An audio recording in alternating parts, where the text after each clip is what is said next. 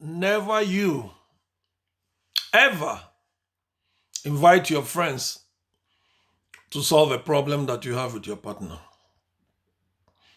Whatever problem you have with your partner, solve it yourself. Let me just tell you something that happened to me once. I used to come to Nsukka frequently to see my girlfriend, Chilo. Chilo was a beauty. She was a beauty beyond imaginable proportion. She was that kind of girl that if you saw her face, her looks, her complexion, you say, she was made on a special date.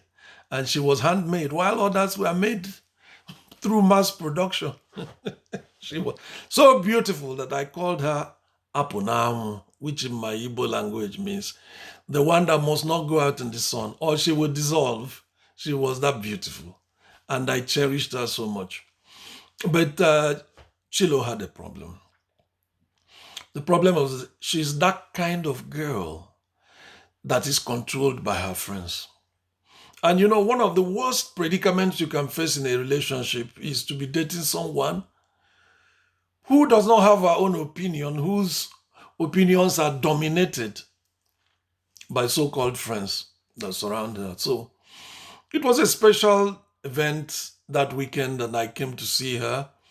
I stopped by at a boutique and I bought a t-shirt which I believed was a nice male t-shirt. And I had forgotten to buy a perfume. So when I was going to visit her, I wore this t-shirt and I just took my sister's perfume on the table and used it. That was the problem. Once I got to her room, her friends started looking at me strangely, as if I was some kind of Boy George or Charlie Boy, you know, and they were whispering. And after some time, I became uncomfortable. I said to Chilo, can we just stroll out? And she came out reluctantly. And I asked her, what is the problem? Why is everyone whispering around us? She said, they are saying that you are wearing a lady's t-shirt. I said, what? This is a lady's t-shirt? She said, yes. Oh, it looks quite masculine to me. It's a lady's t-shirt. And besides, they say you are wearing a lady's perfume. I said, yeah, but I use my sister's perfume, but is that a crime? Oh, no, you can't do that. How can you do that? It makes you to look very cheap to wear a lady's t-shirt.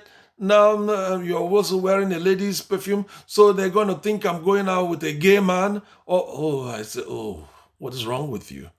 Why do you take it to that extent? And then an argument exploded. We were walking in it was evening around 8 p.m. and we were strolling in one place, a road with trees, tree-lined, and a bit dark, and we're arguing, and the argument was getting hotter, and suddenly my friend Johnny showed up. Johnny was a friend of mine. Last time we were together, we'd gone out to a party, and I had to fight 3 guys in that party, and he had never seen me fight before, but when he saw me, because as you see me now, looking very calm, cool, but when I was younger, I was a fighter, and I liked to fight like 4 or 5 men at the same time. And how did I win when I fought 4 men? Just draw a lot of blood on one, and the second one, demolish the second one, the other 2 will run away. And Johnny had seen me fight once, and he had become closer to me after he saw me demolish 3 guys in a fight that didn't last more than 20 minutes. you know. And Johnny came over and said, what is happening? Why are you arguing with this beautiful girl? I said, well, she's the one that is giving me problems. She said I'm wearing a lady's t-shirt. And he looked and said, yeah, but that's a lady's t-shirt. And so what? Is it a crime? If I made an error and got a lady's t-shirt instead of a man's, well, you can permit me for one day.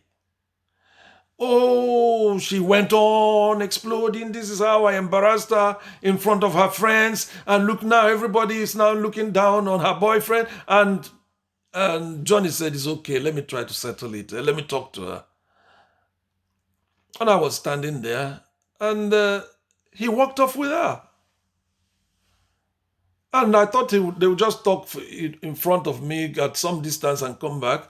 And they kept walking, and then suddenly it was dark and they vanished into nowhere.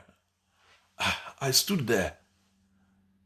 I didn't know what to do, whether to go forward, backward.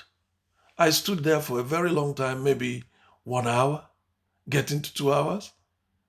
Then I returned to her hostel. She wasn't there. And I came out, stood in front of the hostel. I stood for another 1 hour, 2 hours. I was still standing. And then I remembered I was really down. I wanted to eat something and have a drink. There's only one restaurant, or actually bar, that used to stay open for the students overnight, and so I went there. And I sat down there and ordered some food, ate, and was drinking a beer. Letting the night pass, I had my first beer, second beer.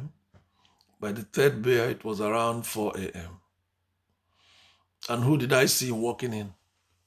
Johnny. And then he came towards my table, and he was surprised to see me, actually. I said, Johnny, where's Chilo? Oh, she's gone home. When did she go home? Well, frankly, he was reluctant to talk. I said, when did she go home? He said, well, not so long ago. I said, come over here, sit down. I believe you saw me fight the other day. You saw what I did to 3 people. He said, yes. How would you like to receive all that just to you? You better start telling me the truth. Where did you take her to? And why did you take her away from me? And he said to me, Bob, my friend, I was just trying to solve the problem. And while I was talking to her, her jute memories were poking into my chest. And I decided to go further. I said, further. How further did you go? He said, please, let's not talk about that. Where were you? Where did you take her to? Oh, no, no, no. Let's not talk about that. Please. What I can suggest, because we are friends, is you are in University of Port Harcourt. That's very far away. I am here in Nsukka, and she's here with me. Let's do a deal.